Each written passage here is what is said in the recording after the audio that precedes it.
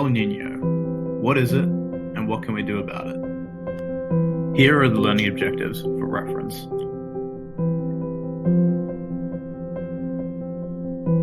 Before we go into it, we have to understand one fundamental fact. All organisms depend on their environments for energy and materials needed to sustain life. They rely on clean air, clean water, nutritious food, and safe places to live. For most of human history, increases in longevity were due to improved access to these necessities.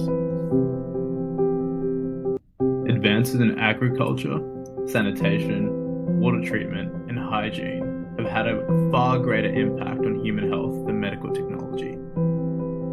And so, any changes in our environment and climate can cause great disruptions to our health.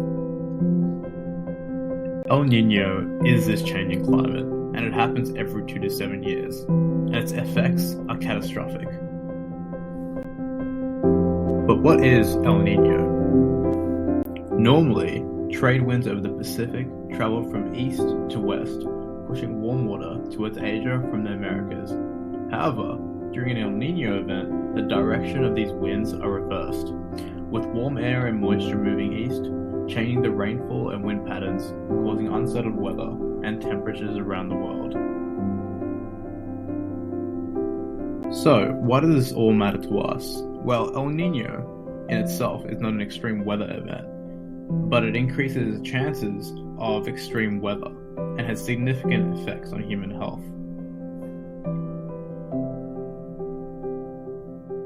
This weather phenomenon has many effects.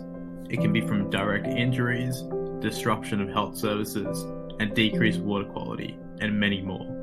The most recent El Nino event was in the years 2015 to 2016, which was the strongest El Nino in 35 years.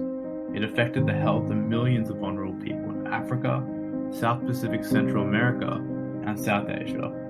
It brought long droughts, scorching temperatures, water shortages, and flooding around a great part of the world. During periods of drought, the risk of forest fires increases, leading to a loss of green areas, property, livestock, and of course human lives, and increases in pollution. In New Guinea alone, an estimated 3 million were affected. Communities relying heavily on farming suffered severe food shortages. Some communities had reported rationing 2 to 3 months of food for over 9 months. With increased malnutrition, it also means increased susceptibility to infection, compounded by changes in weather conditions. These diseases include cholera, chikungunya, Zika, Rift Valley fever, and plague. Yes, that infamous medieval times kind of plague. The four corner regions of the southwestern United States. Wet conditions associated with El Nino can increase population of fleas and their hosts such as mice, which in turn can trigger plague outbreaks. In tropical regions like Brazil and Southeast Asia, mosquito-borne diseases such as Zika and malaria were the most rampant in the last El Nino event.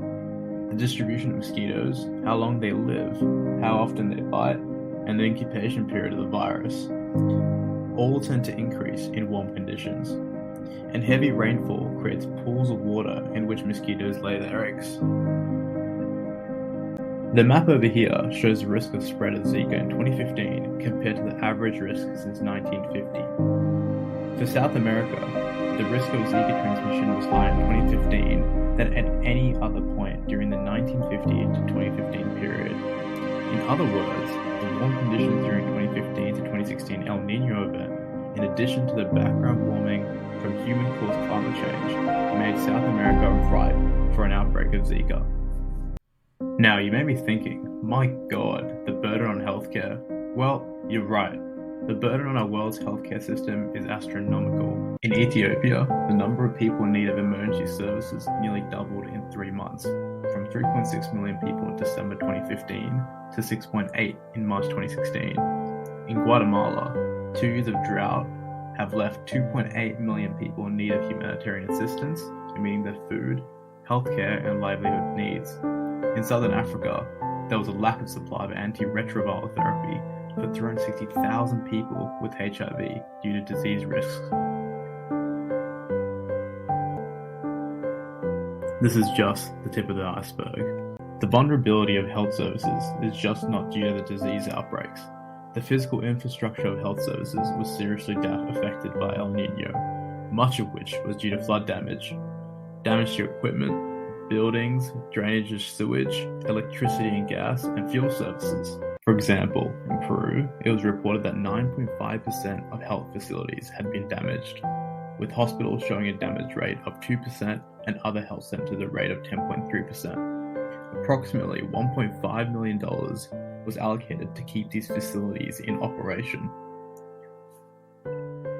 With the potential of El-Nino event within the next several years, what can we do? El-Nino unfortunately can't be prevented, but what we can do is prepare for it and decrease the effect of climate change. First, preparing for it. According to the World Health Organization, there are 7 priorities to prevent the health effects of El-Nino. We need management of medical consequences of malnutrition, continued access to health services, disease surveillance, early warnings of outbreak response, safe water and sanitation services for communities and health facilities, vaccinations for epidemic-prone diseases, emergency health supplies, and finally, coordination of health response efforts. Okay, that's the overall goals. What about on a health professional level? What can we do to play our part in reducing the impact of climate change and the events such as El-Nino?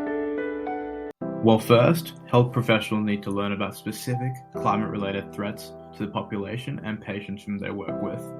They can assess their own and their health system's capacities to cope, and they can even plan adaptation and mitigation strategies.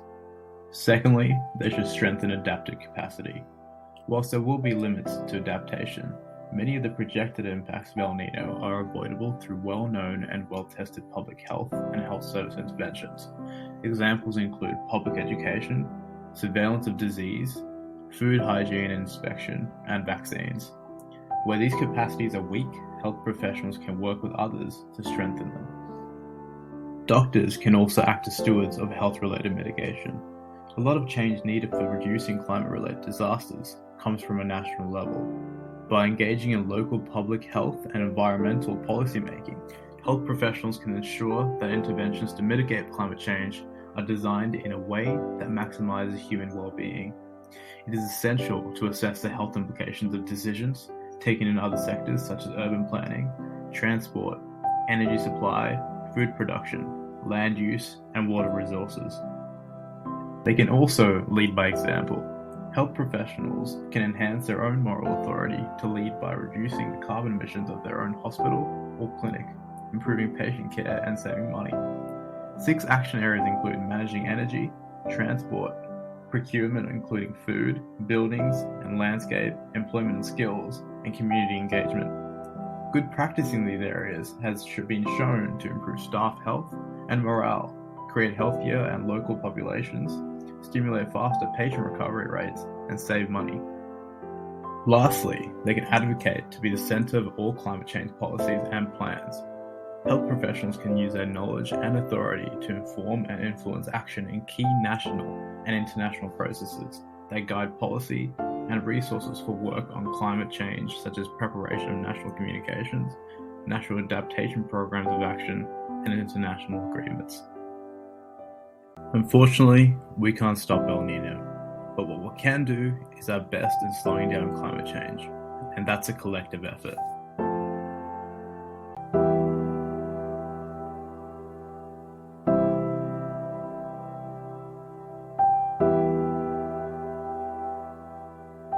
And finally, I would like to thank you for listening.